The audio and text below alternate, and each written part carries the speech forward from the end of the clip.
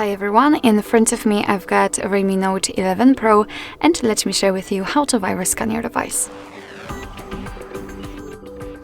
So fortunately nowadays the developers provide us with a proper app or the program which will allow us to virus scan our device without a lot of effort, I would say.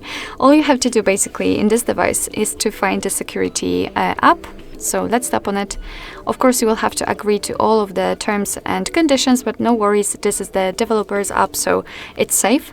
And then simply tap on security scan. Again, just agree.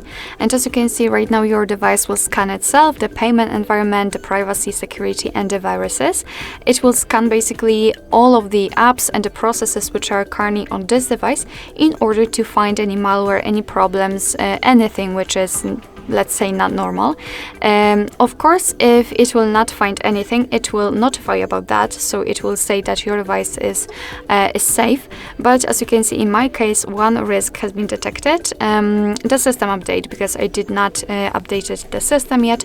That's why it is shown as the problem, because it may affect the payments. They are not kind of secure, and so.